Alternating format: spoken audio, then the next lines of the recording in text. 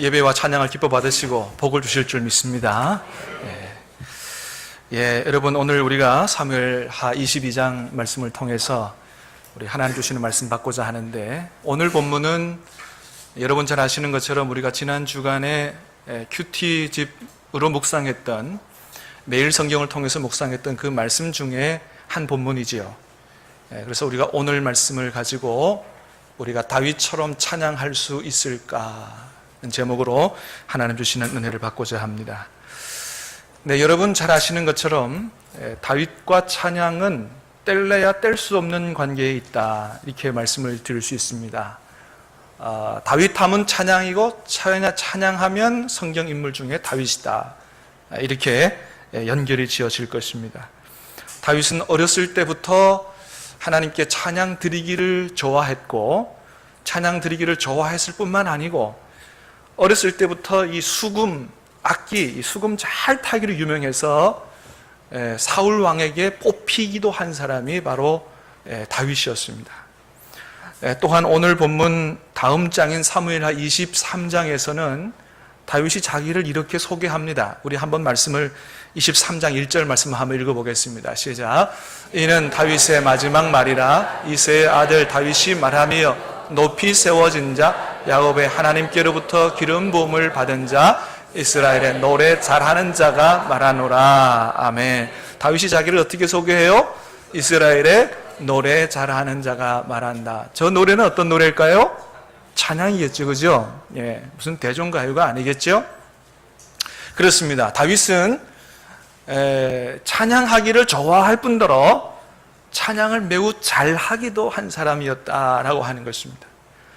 그리고 성경 이것저것에서 다윗과 찬양에 관한 말씀들을 잘 찾아보면 다윗은 입으로 찬양하는 정도를 넘어서 어떻게 하면 하나님께 더 영광스러운 찬양을 올려드릴 수 있을까 생각해서 직접 악기까지 만든 사람이 바로 다윗이었어요.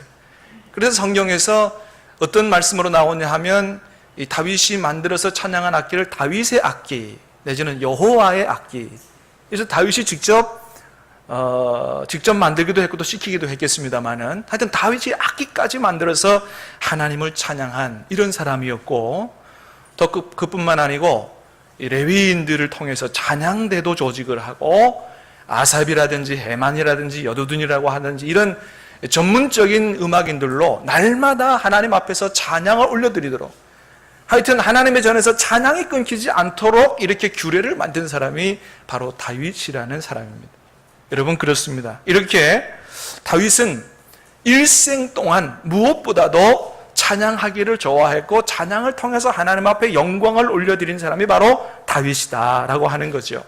사랑하는 여러분, 간절히 바라기는 저와 여러분들도 일평생 동안 다윗처럼 우리의 찬양을 통해서 하나님을 영화롭게 해드리는 그런 삶을 살아갈 수 있게 되기를 주님의 이름으로 축복합니다.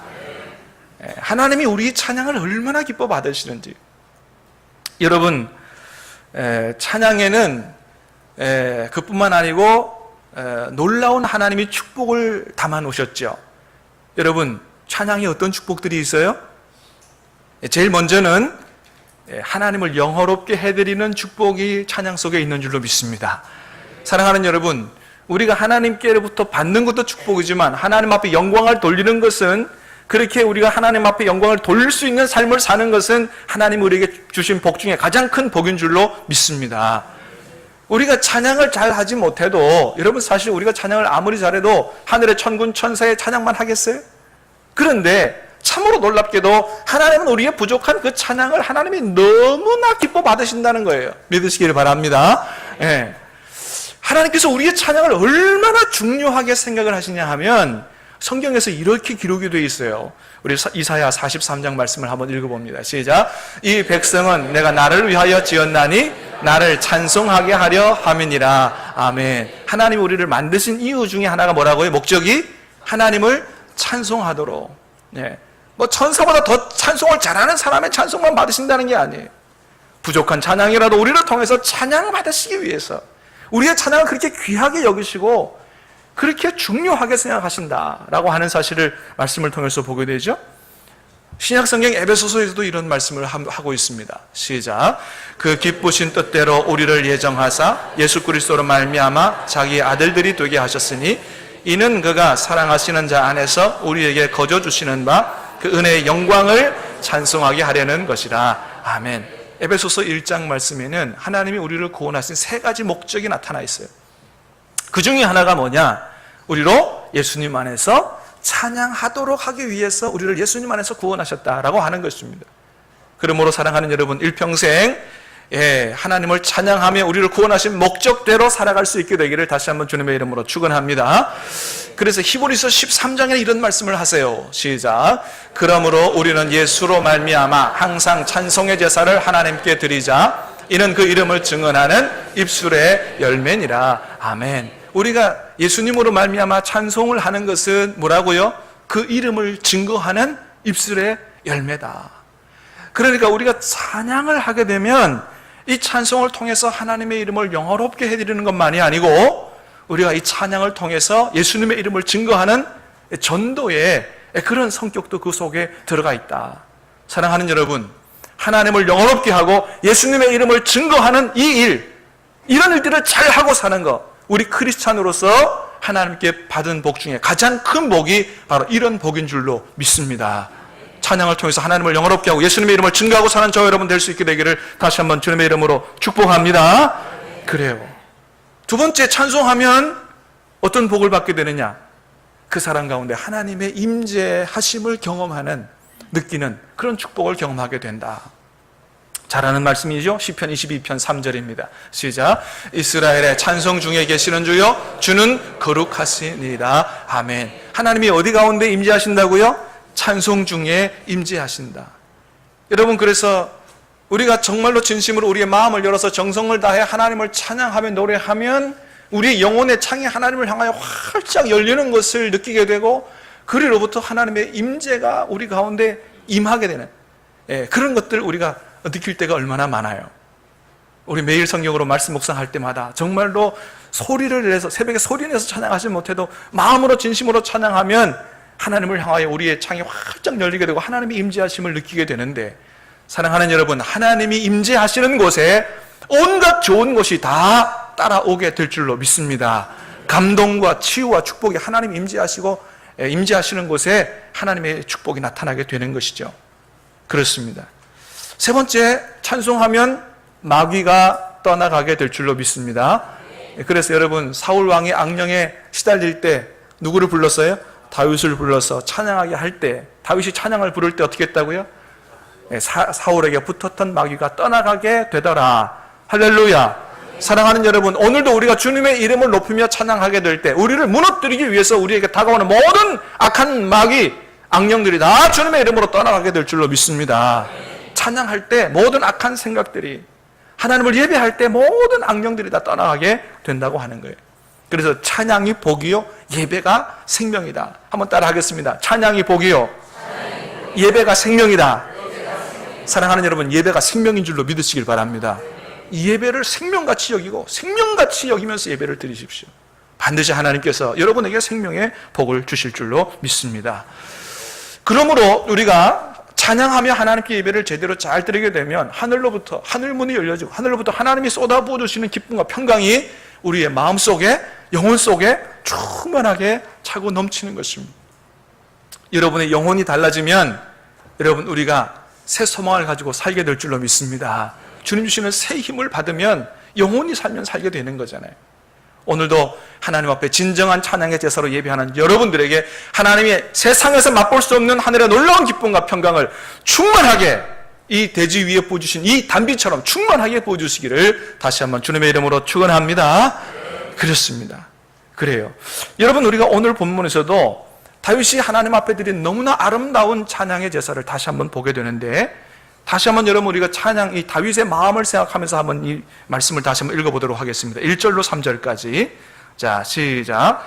여호와께서 다윗을 모든 원수의 손과 사울의 손에서 구원하신 그날에 다윗이 이 노래의 말씀으로 여호와께 아뢰어 이르되, 여호와는 나의 반석이시요 나의 요새시요 나를 위하여 나를 건지시는 자시요 내가 피할 나의 반석의 하나님이시요 나의 방패시요 나의 구원의 뿌리시요 나의 높은 그에게 피할 나의 피난처시요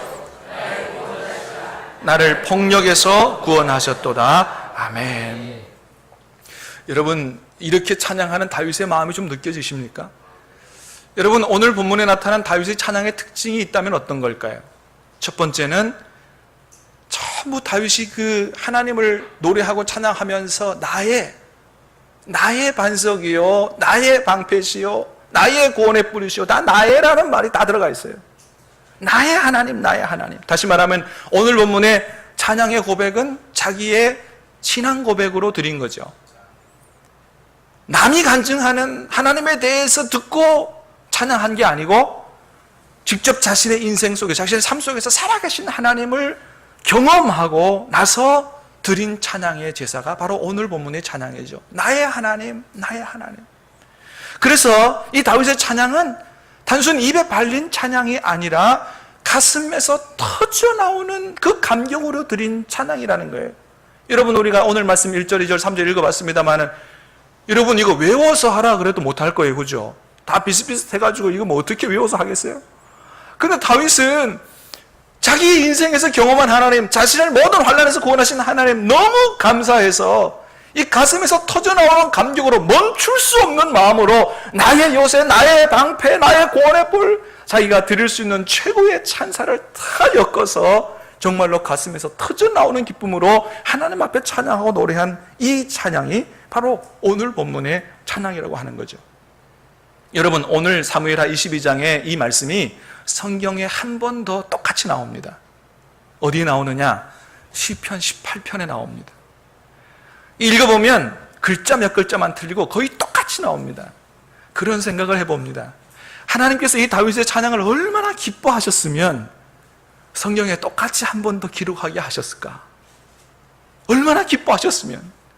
사랑하는 여러분, 저와 여러분의 찬양이 정말로 무슨 부역하는 것 같은 찬양이 아니고 그냥 순서에 있어서 하는 게 아니고 하나님이 너무너무나 기뻐 받으시는 그러한 찬양이 될 수 있게 되기를 주님의 이름으로 축복합니다. 하나님이 너무너무 다윗의 찬양을 기뻐 받으셨다는 거예요. 특별히 오늘 본문에서 다윗은 그렇게 고백합니다. 3절 맨 끝에서 뭐라고 고백하냐 하면 나를 폭력에서 구원하셨도다 그랬어요. 나를 폭력에서 구원하신 하나님. 여러분, 그렇습니다. 그 당시에 다윗은 이스라엘에서 가장 힘이 센 사람으로부터 죽음의 위협을 받았어요. 바로 사울 왕입니다. 사울 왕이 다윗을 죽이려고 혈안이 돼가지고 손에 잡히는 대로 집어 던졌습니다. 어느 날 보니까 창이 자기 앞에 있었어요. 창을 잡아서 다윗 죽으라고 왁 던졌는데, 여러분, 이 사울 왕이 그냥 왕자리에 오른 사람이 아니거든요. 위대한 용사거든요. 창 던지기 명수거든요. 근데 그 사울이 다윗에게 던진 창이 가슴에 뚫고 들어갔으면 그냥 즉사하는 건데 하나님이 보호하사 그 창이 어떻게 해요? 머리 위로 싹 지나갔다는 거죠. 그렇게 여러 번 사울에게서 물리적 폭력을 받으면서 이 위협 속에서 여러 번 죽을 뻔했고 그렇게 10년 동안이나 도망다니는 삶을 살았다는 거죠. 그런 기가 막힌 상황 속에서도 항상 하나님이 도와주셔서 하나님께서 그를 그 어려움 가운데서 구원해 주셨다는 것입니다. 할렐루야. 여러분, 그렇습니다. 그래서 다윗이 노래하는 거예요. 하나님이 이 폭력에서 나를 구원해 주셨다고. 여러분, 요즘에도 얼마나 많은 폭력들이 우리 사회에 있는지 몰라요. 살기가 힘들고 팍팍해서 그런지, 민심들이 다 흉흉해서 그런지, 뭐 심심하면 어디서 누가 맞아주고 때린 얘기가 나와요. 길 가다가 묻지마 폭력이라고, 그죠? 알지 못하는 사람이 와가지고 광목을 휘두르고 사람을 때리고, 옆에 더불어 사랑하며 돕고 살아야 될 이웃끼리 층간소음이라든지 주차 시비라든지 폭력이 난무하고, 어떤 일이 있어도 그런 일이 없어야 되고 서로 보호해 줘야 될 가족끼리도 부부간에도 폭력이 행사되고 아동학대가 일어나고, 이런 일들이 우리 사회에 얼마나 많은지 모릅니다. 사랑하는 여러분, 간절히 바라기는 하나님께서 저와 여러분들 이 사회의 모든 불의한 폭력 가운데서 보호해 주시고 구원해 주시기를 간절히 축복합니다. 하나님은 다윗을 그 폭력 가운데서 구원해 주셨다는 것입니다. 여러분, 이렇게 다윗은 꼼짝없이 죽을 수밖에 없는 그러한 엄청난 환난 가운데서 하나님의 보호하시고 도와주심으로 말미암아 구원을 받고 이렇게 하나님 앞에 자신을 구원해 주시는 하나님 앞에 정말로 감사로 감격으로 그렇게 찬양하며 노래하며 예배하고 있는데 여러분 어떻습니까? 오늘 저와 여러분에게도 정말 하나님께 올려드리는 그런 감격에 정말 그런 감사의 찬양이 있는지요? 오늘 우리가 드리는 하나님 앞에 찬양이 예배 순서에 있는 찬양이라서가 아니고 정말 하나님 나를 구원해 주시고 나를 사랑해 주시고 이렇게 부족한 나를 변함없이 사랑해 주시는 하나님 너무너무 감사합니다. 하나님 자녀로 살아가게 하심을 감사합니다. 오늘도 하나님 앞에 나와 예배할 수 있고 복을 받을 수 있는 자리에 불러주시니 감사합니다. 가슴에서 우러나오고 터져나오는 찬양으로 하나님 앞에 예배를 드리고 있는지요? 우리 모두가 다 그런 예배를 드릴 수 있으면 더 바랄 것이 없겠습니다마는 사실은 그렇게 정말로 이 예배 드릴 때마다 살아있는 찬양으로 하나님을 노래하고 예배하는 사람 과연 얼마나 될까 하는 생각을 갖게 됩니다. 사랑하는 여러분, 간절히 바라기는 우리 교회의 모든 성도들의 찬양은 살아있는 찬양 되기를 바라고 하나님이 너무너무나 기뻐 받으시는 다윗의 찬양 될 수 있게 되기를 다시 한번 주님의 이름으로 축원합니다. 그런데 우리가 이렇게 다윗처럼 이런 감격적인 찬양으로 예배하지 못하는 이유가 있는데 첫 번째는 뭐냐 하면 우리가 사실은 다윗이나 믿음의 조상들만큼 하나님에 대해서 잘 모른다는 거예요. 하나님을 잘 모른다고 하는 것입니다. 여러분 하나님 잘 아십니까? 여러분 진정한 찬양은 어디서 나오느냐? 내가 하나님을 제대로 아는 만큼에서 나오는 거예요. 요즘에 그 가수 겸 연기자인 김창완 씨가 대결의 룰을 아십니까? 이렇게 광고를 많이 한다던데 요즘은 너나 나나 어린이나 애들이나 할 것 없이 다 게임에 그냥 열심히 있어서 그냥 그 대결의 룰을 아느라고 열심을 내는데 정말 하나님에 대해서 제대로 알기 위해서 열심을 내는 사람은 그렇게 많아 보이지 않습니다. 여러분 정말로 우리가 하나님을 제대로 알고자 한다면 여러분 최소한도로 하나님이 내가 이런 하나님이다라고 적어주신 이 성경을 처음부터 끝까지 정말 하나님을 제대로 알기 위해서 제일 기본적으로는 하나님을 제대로 알기 위해서 성경을 사차시 뒤지고 읽는 여러분 이런 정도는 정말 기본적으로 해야 돼요. 여러분 정말로 하나님을 제대로 알기를 원하세요? 여러분 말씀을 깊이 읽고 묵상하시기를 간절히 바랍니다. 예, 다른 데 가서 하나님 알려고 그러지 말고 물론 우리가 이 자연 만물을 통해서도 일반 계시에서 하나님을 알 수 있습니다만은 하나님을 더 정확히 바르게 알 수 있는 방법은 말씀, 특별 계시를 통해서 우리가 하나님을 제대로 알 수 있다라고 하는 것이죠. 여러분 그렇습니다. 자, 그런데 이렇게 정말로 하나님 말씀을 깊이 있게 읽고 묵상하면서 하나님을 알려고 하기보다는 그냥 이렇게 말씀을 설교를 듣고 하는 들은 정도의 하나님에 대해서 아는 것으로 만족하고 살아가는 분들이 너무 많다고 하는 것이죠. 그런데 여러분 하나님은 우리가 하나님에 대해서 절대로 그렇게 아는 것을 원하지 않습니다. 하나님은 우리가 어떻게 하나님 알기를 원하느냐? 그냥 말씀을 통해서 들은 하나님, 이제 읽은 하나님 정도가 아니고 살아계신 하나님을 경험하여 그렇게 하나님을 제대로 알기를 하나님께서 원하신다고 하는 거예요. 사랑하는 여러분, 하나님이 우리 하나님이 살아계신 줄 믿습니다. 하나님을 경험하여 아시게 되기를 주님의 이름으로 축복합니다. 그렇습니다, 여러분. 그래서 정말로 하나님께서 원하시는 대로 하나님을 알고자 한다면 성경 읽는 것 정도도 부족하다는 거예요. 기도해야 되고요. 하나님 만나기 위해서 기도해야 되고요. 정말로 하나님 말씀대로 살면 어떻게 우리를 축복하시고 인도하시는가를 경험하기 위해서 날마다 말씀을 묵상하고 말씀에 순종하고 살아야 돼요. 그럴 때 우리가 살아계신 하나님을 경험하게 되고 정말 말씀대로 순종한 우리를 어떻게 축복하시는 하나님을 우리가 경험하고 만나게 된다고 하는 것입니다. 여러분 그래서 우리가 하나님을 머리로만 피상적으로만 알고 그냥 입술로만 찬양 드리는 그런 찬양이 아니고 살아계신 하나님을 경험하고 오늘도 살아계셔서 내 기도에 응답하시고 나를 모든 어려움 가운데서 구원하시는 하나님을 체험하고 가슴으로부터 우러나오고 터져나오는 그런 찬양으로 찬양하며 하나님을 예배하기를 우리 하나님께서 원하신다라고 하는 것입니다. 여러분 그래서 하나님은 호세아 선지자를 통해서 뭐라고 말씀하세요? 호세아 6장 6절을 다시 한번 읽어보도록 하겠습니다. 시작. 나는 인애를 원하고 제사를 원하지 아니하며 번제보다 하나님 아는 것을 원하노라. 아멘. 저기에 아는 것은 머리로 아는 게 아니에요. 경험하여 아는 걸 얘기하는 거예요. 이거를 얼마나 원하시느냐? 번제보다도 더 원하신다는 거예요. 물론 하나님 아는 것과 제사하고 이거 비교해서 얘기하는 게 아니에요. 무슨 얘기냐면 진정한 번제, 진정한 제사, 진정한 예배는 어디로부터 나오는 거냐? 하나님을 경험하여 아는 것으로부터 진정한 찬양과 경배와 예배가 나온다라고 하는 것입니다. 이 하나님을 경험하여 아는 것의 중요성에 대해서 예수님은 유일하신 참 하나님과 그의 보내신 자 예수 그리스도를 경험하여 아는 것이 곧 영생이다라고 했습니다. 구원받는 게 뭐냐? 영생하는 게 뭐냐? 죽지 않고 오래 사는 게 아니고 하나님을 경험하여 제대로 알고 그분과 함께 교제하고 동행하고 사는 것, 이게 영생이라고 말씀하시는 것입니다. 사랑하는 여러분, 다시 한번 축복합니다. 그냥 교회만 다니는 신앙생활이 아니요, 하나님에 대해 듣고 읽은 하나님이 아니요, 살아계셔서 오늘도 내 기도를 들으시고 내 삶을 인도하시고 도우시는 하나님을 체험하여 아시게 되기를 다시 한번 주님의 이름으로 축원합니다. 그리고서 우리도 하나님 앞에 다윗처럼 가슴에서 터져나오는 진정한 찬양의 제사를 하나님 앞에 올려드리는 우리 신앙교회 예배는, 우리 신앙교회 성도들은 그런 예배, 그런 성도들 다 될 수 있게 되기를 주님의 이름으로 축원합니다. 우리가 다윗처럼 온전한 찬양의 제사를 못 드리는 두 번째 이유는 뭐냐 하면, 하나님을 알기는 알되 아는 만큼 제대로 못 믿어서 그렇습니다.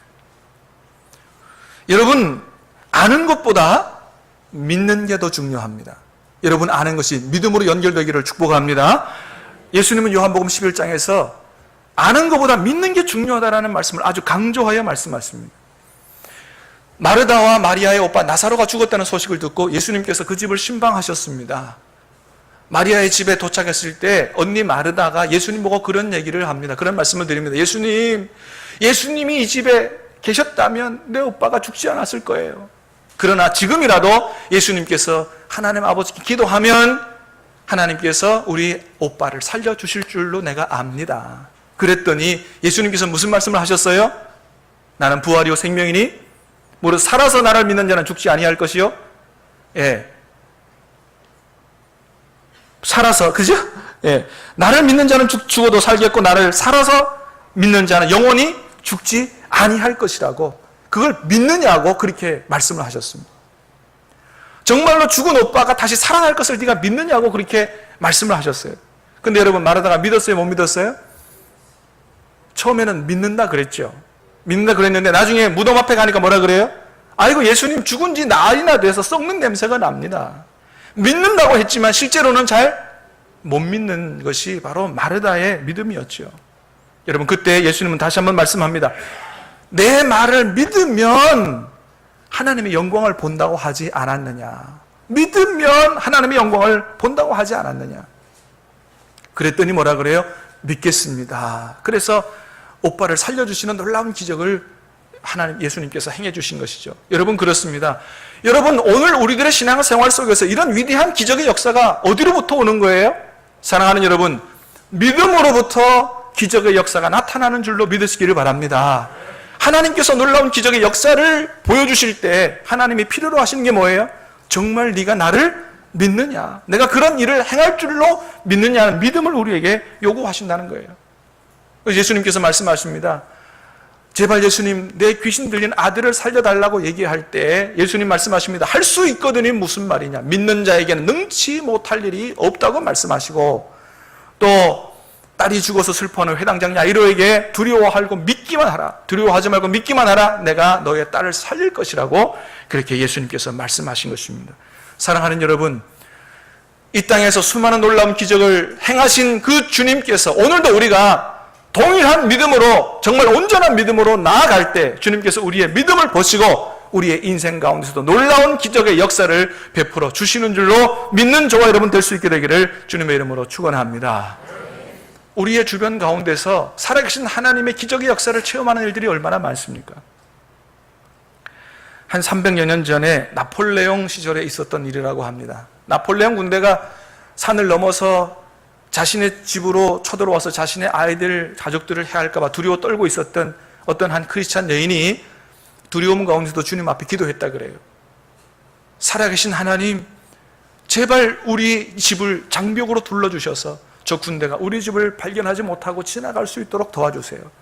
그렇게 밤새도록 하나님 앞에 기도했다 그래요.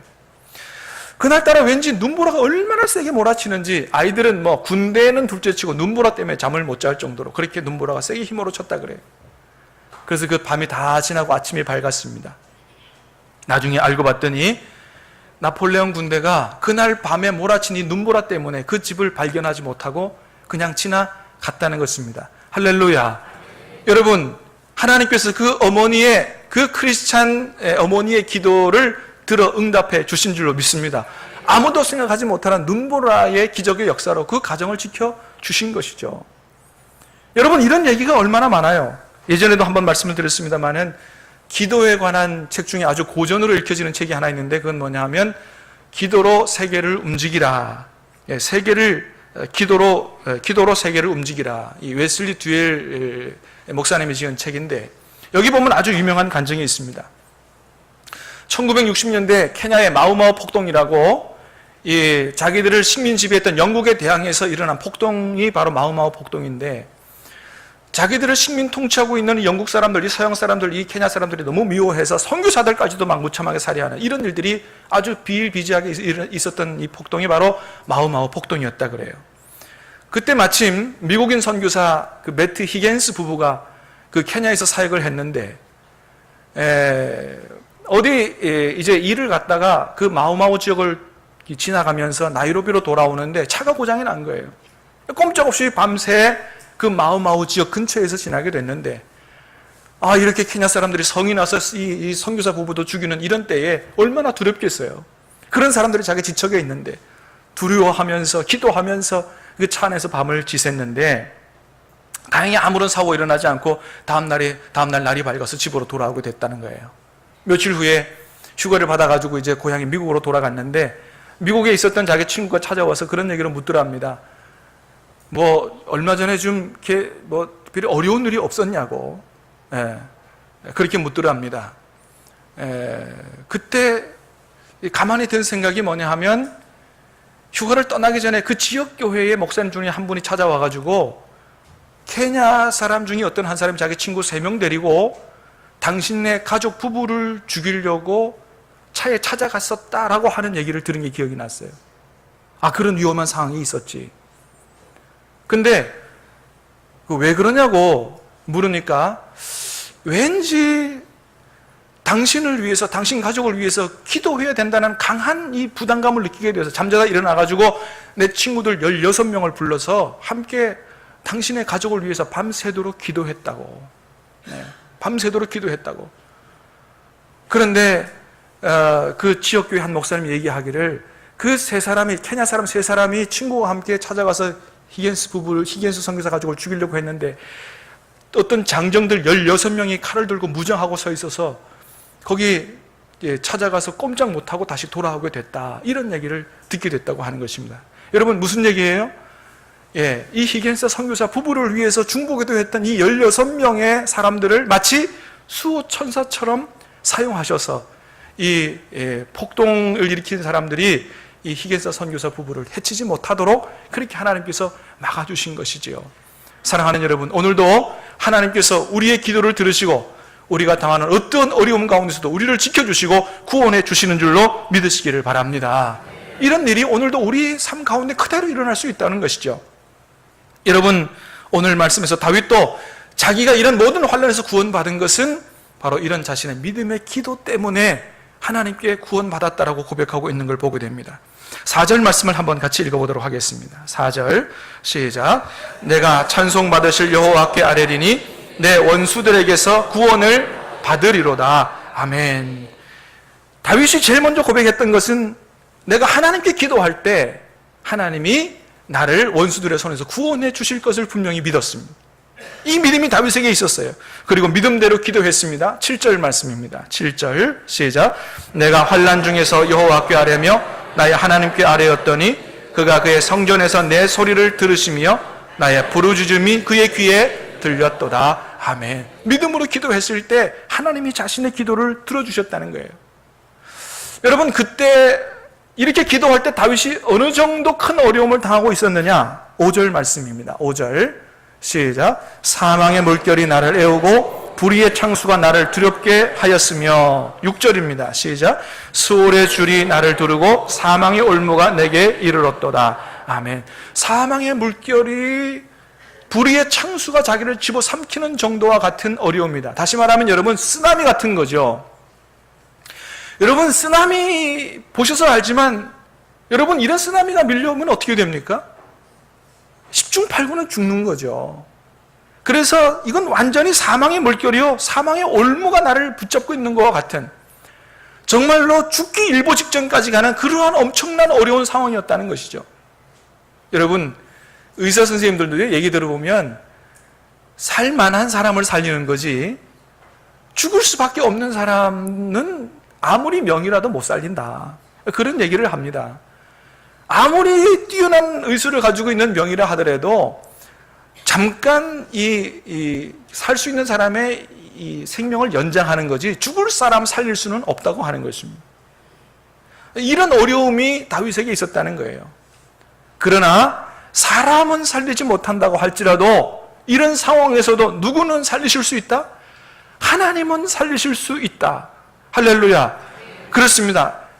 누가 봤을 때도 죽을 수밖에 없는 상황에서 할지라도 살아계신 우리 하나님, 전능하신 하나님은 우리를 살리실 수 있고 구원하실 수 있다라고 하는 사실입니다. 사랑하는 여러분, 이것을 믿을 수 있는 저와 여러분 될 수 있게 되기를 주의 이름으로 축복합니다. 하나님은 하신다. 하나님은 전능하시니까 살리신다는 거예요.